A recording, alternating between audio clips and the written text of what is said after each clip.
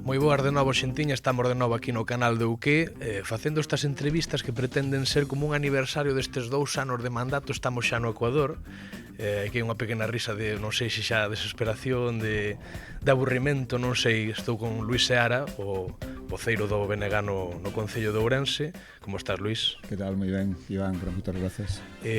Non sei se esa risa que decías de 2 anos de mandato. A risa é de ilusión. De ilusión, por estar aquí connosco, por estar aquí connosco, por afrontar sempre novos retos.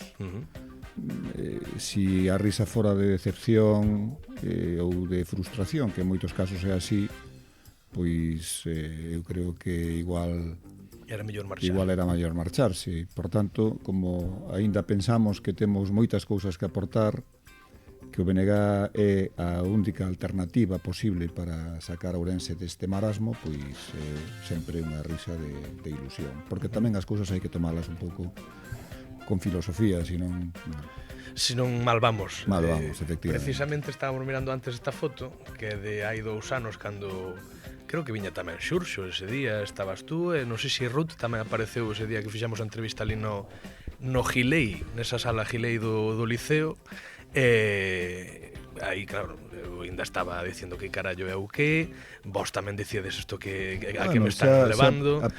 Apuntaba boas maneiras xa o que. Bueno, sí, ainda vos viñades de ver únicamente ese cara a cara entre Cabezas e Paco, era o único produto que sacáramos, bueno, daquela.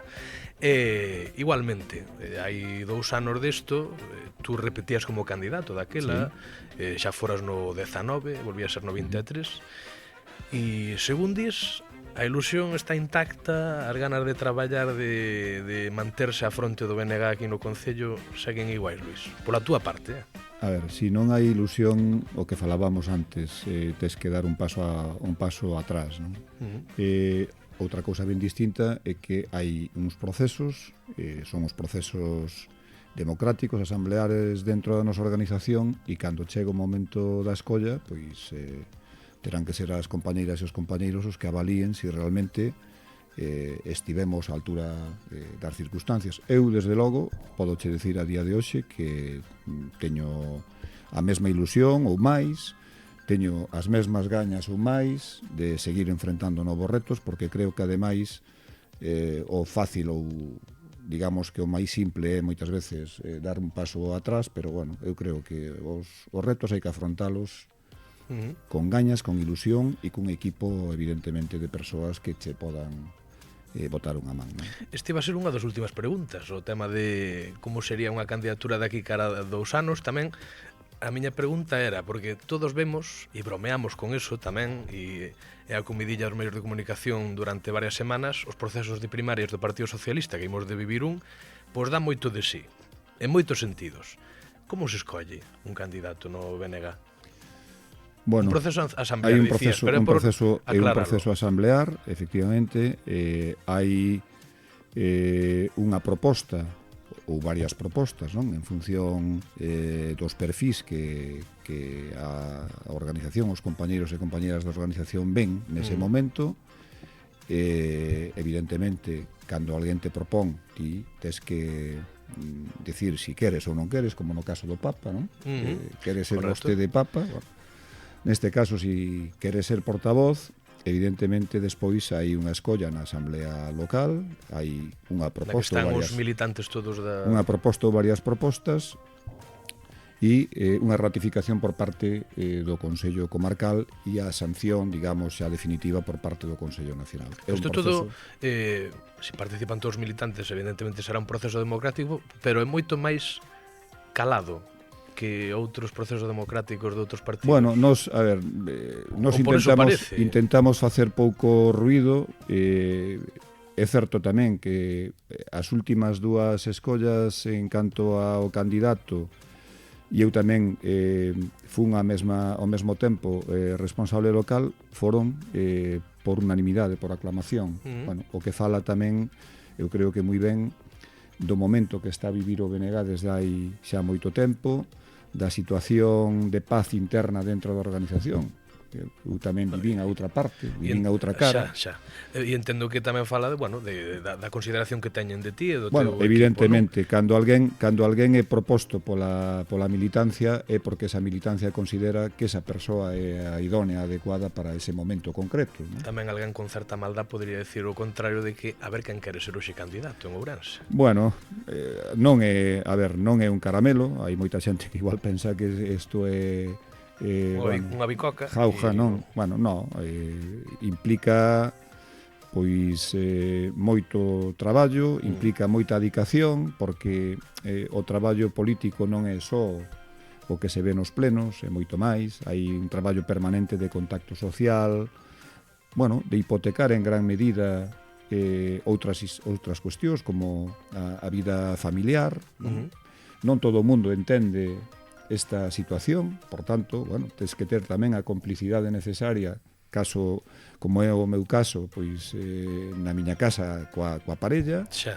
Sí. E, bueno... non concilia ben a política. Non concilia ben porque a política ten moitísimo, ou debe ter moitísimo de interlocución e contacto social. E para facer os contactos sociais tens que reunirte cas persoas cando esas persoas poden, non cando a ti che vai ben, non? Xa. E normalmente, pois cando tens que falar con un colectivo, neses colectivos hai persoas que traballan, por tanto, teñen un horario laboral. Sí. Bueno, pues quero dicir o máis probable é que te teñes que reunir con eles pola tarde, me imagino. Pola tarde, os fins de semana, pero a min resulta enormemente satisfactorio porque a min é a parte da política que máis me gusta. Encontrarse coa xente, sí, non? Sí. Desde as eleccións do 23, os resultados foron, pois, unha maioría simple, por así decirlo, para Gonzalo Jácome con 10 edís, o PP 7 mantivo, aínda que se podía entender que retrocedeu porque Ciudadanos tiña 2 daquela, o Partido Socialista baixou de 9 a 6, se non me equivoco, sí. E vostedes 4, tiñades 2, duplicastes. Sí.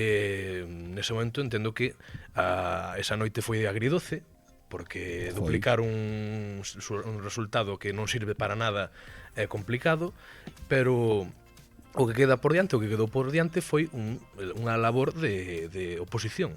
E entendo que, gustaríame preguntar, crees que a oposición está facendo todo o necesario para, pues ofrecer unha alternativa real a quen hoxe ostenta a alcaldía de Ourense? Bueno, eu honestamente digoche que o Benegasi tranquilo. Nos quedamos a moi pouquiños votos do quinto concelleiro, sí.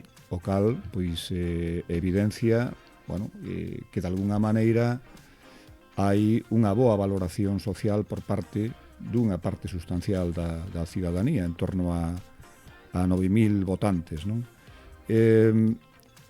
Nos agora queremos dar un paso máis, non? A nosa vocación non é ser a oposición permanente do Concello de Ourense. Nos queremos ser alternativa de goberno, porque creemos que temos moitísimo que ofrecer e porque creemos que a situación de Ourense é unha situación comatosa, non? Por tanto, nós o que teremos que facer e o que intentamos facer, calquera que siga nas redes sociais ou que siga os plenos ou que siga a actividade municipal, darase conta de que nós non só nos dedicamos e facemos o traballo de oposición constructiva, sino que intentamos dar sempre unha alternativa, non? Porque eu creo que esa é a cuestión fundamental, que a xente nos perciba realmente como alternativa de goberno. Entendo o que dis, pero eu creo que hai unha maioría de xente que non sigue esa realidade diariamente e que se enteran do que pasa pois por unha persoa que é o alcalde que ten un potencial, o sea, unha audiencia moi importante en redes sociais, que a veces emprega como rodillo para, pois, que o seu relato impere sobre os demais, sexa verdade ou sexa mentira.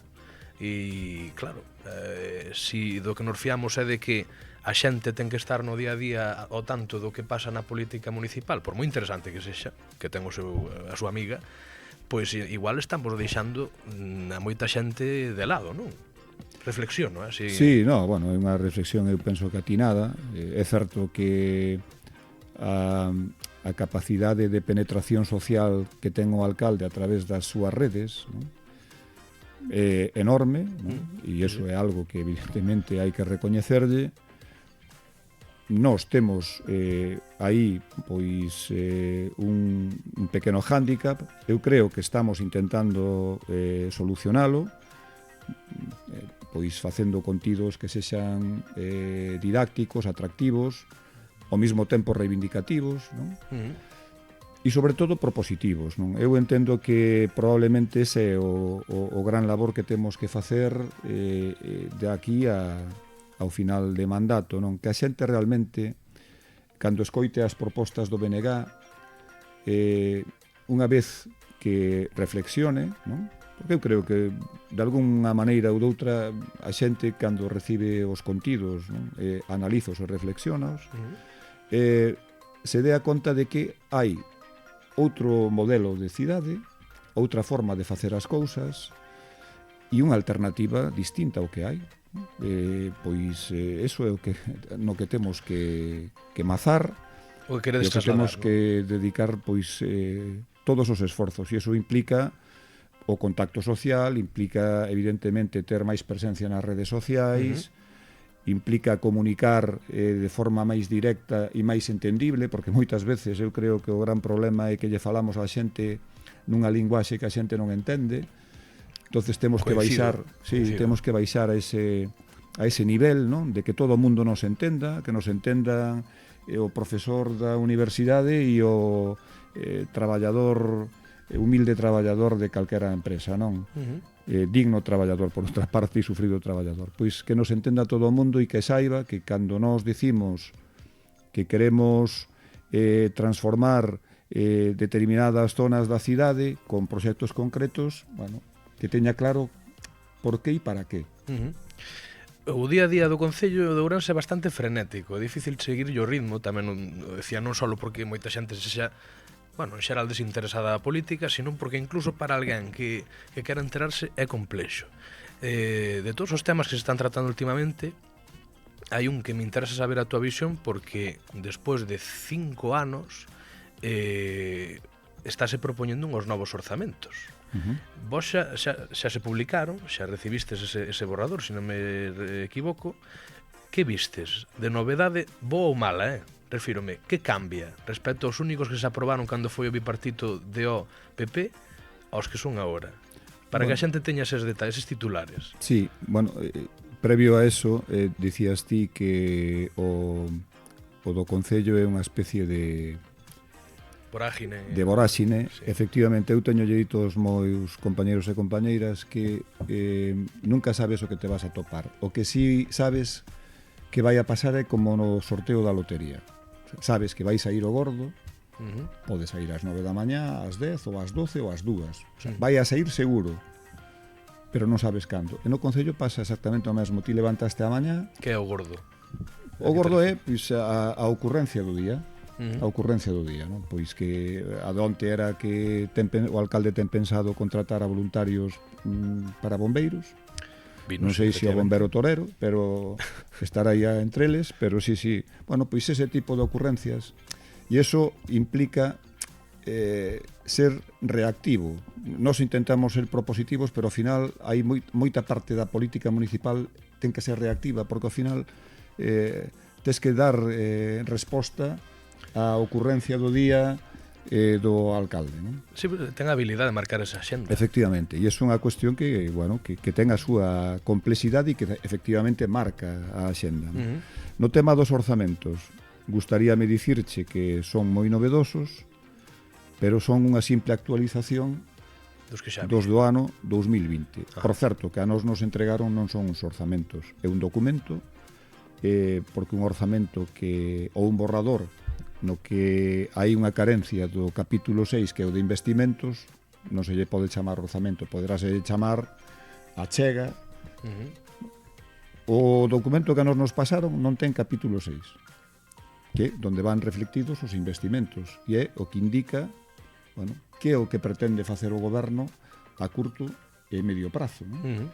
Aí é onde ti, en función do deseño de cidade, bueno, vas colocando, non? Sí, defines obras ou outro tipo de infraestructura. Pois isto non, e despois dámonos conta na parte máis leonina, que son as bases de execución do orzamento, que probablemente o que ninguén lé agás os que o temos que facer por imperativo legal, é onde te das conta de cal é a intencionalidade deste goberno municipal, que é a de cada vez porlle as cousas máis difícil a oposición e cada vez colocar aos responsables técnicos municipais que teñen que velar polo cumprimento da legalidade e que teñen que velar polo control e fiscalización das contas, o teñan tamén máis complicado, non? Dunha maneira moi sutil, moi civilina, pero tomando decisións nese sentido.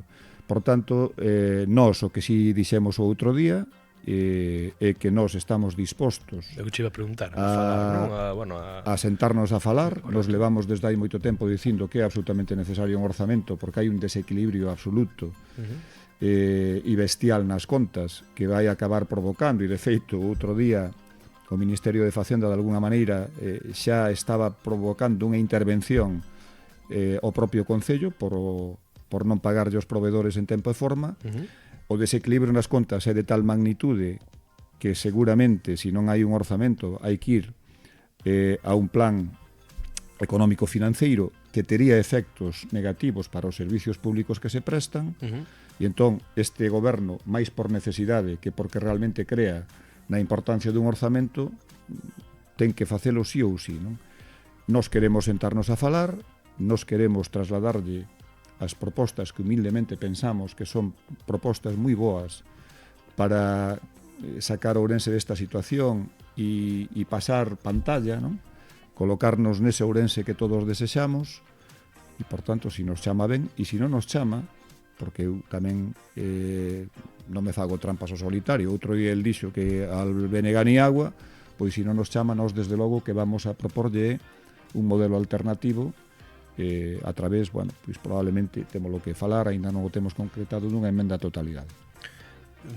Entendo que non houve contacto con el neste sentido, na nivel de orzamentos, non? Ningún. Outro día no pleno dixo que conosco que non tiña nada que falar, que nos daría os orzamentos cando fora estrictamente por o que marcaba a lei, e, bueno, o luns seguinte do pleno mandounos ese documento. O Partido Popular xa os ten desde hai moito tempo.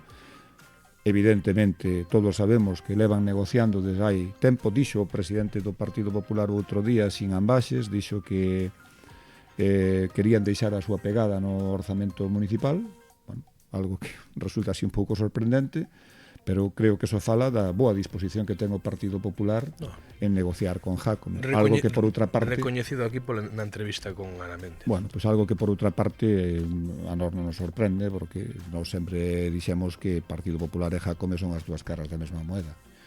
Vamos, entón, xa que falas do presidente provincial, cambiar un pouco a outra institución que nos ocupa aquí en Ourense, que é a Deputación.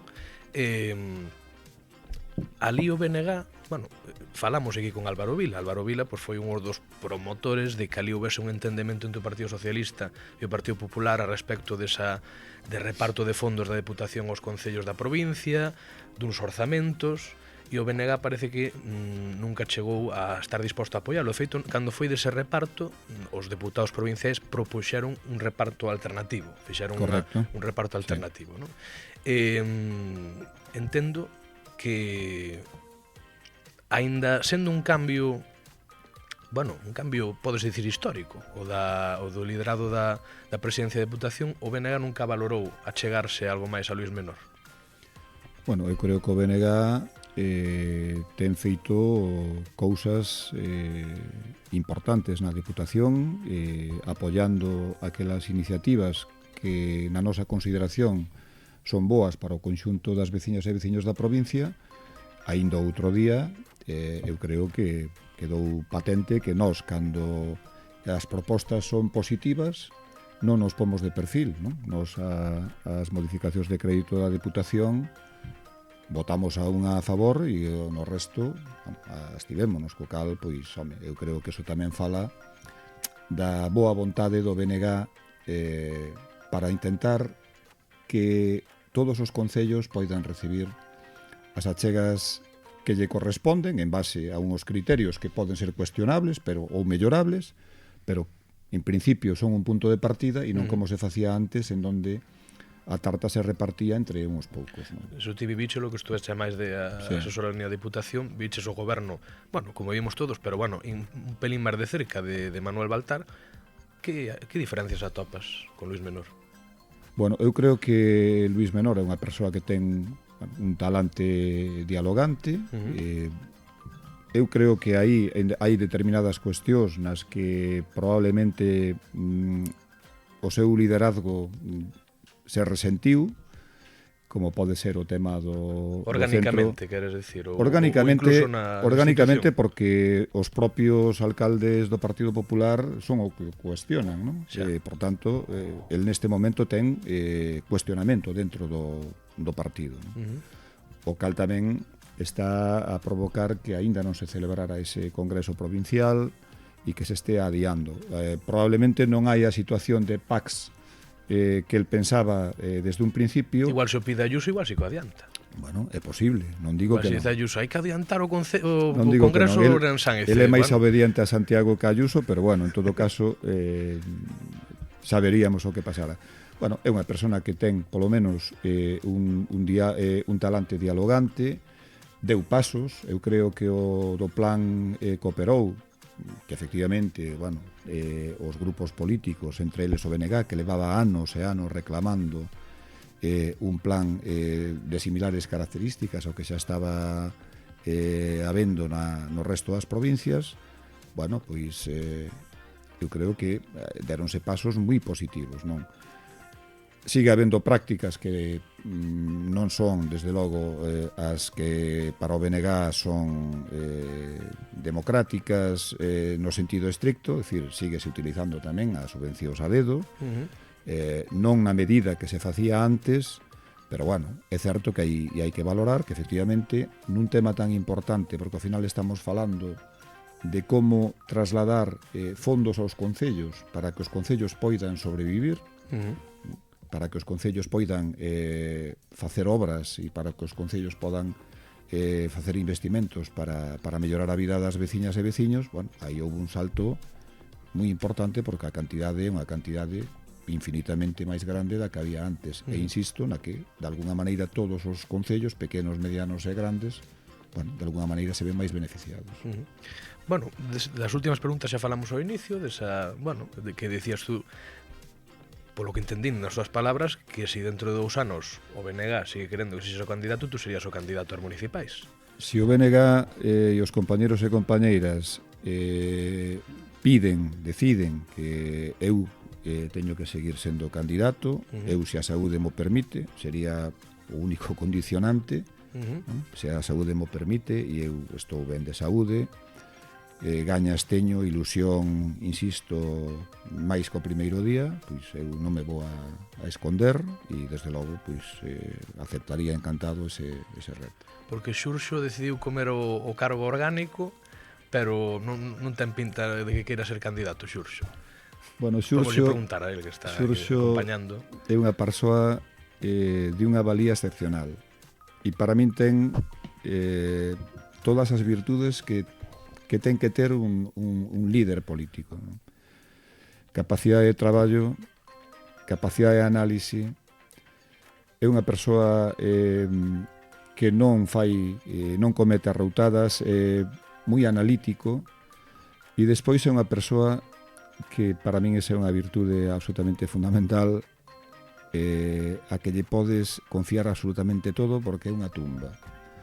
Eso en política ten un valor enorme porque normalmente pasa o contrario, non? Xa.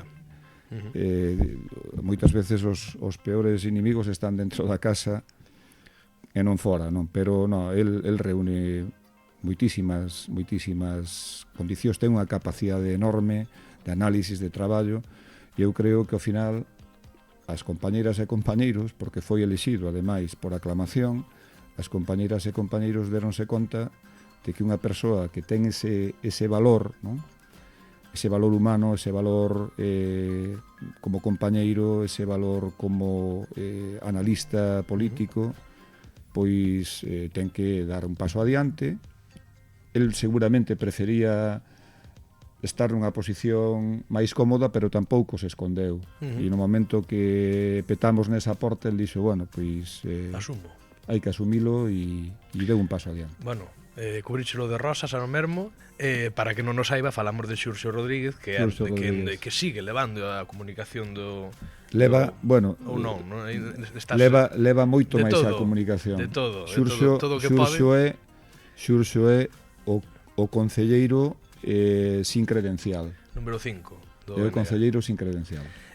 Falámoslo porque foi o que asumiu a responsabilidade local, o responsable local da organización do BNG. Bueno, despois destas flores vouche de dar un agasalliño a ti, vai levar el, xa que lle puxache esta coroa voulle dar el tamén, pero é un agasalliño así de merchandising do que nos falamos de Ourensanía, da boa ou da mala xa cada can que decida cal é cal. Pero bueno, facemos gala dela. Eu esta Ourensanía apúntome. Ah, sí? Sí, bueno, non é pouco dicir. É como ben ves, nós temos moito conto, e é o noso lema desta tempada, unha pequena pegatina tamén de agasallo. Luís, moitas grazas por estar connosco. Muchísimas grazas, sentíme moi cómodo, é un placer estar aquí, e cando me chamedes, aquí estarei. Habémonos ver de volta, seguro. Moitas grazas. Graciñas, Luís.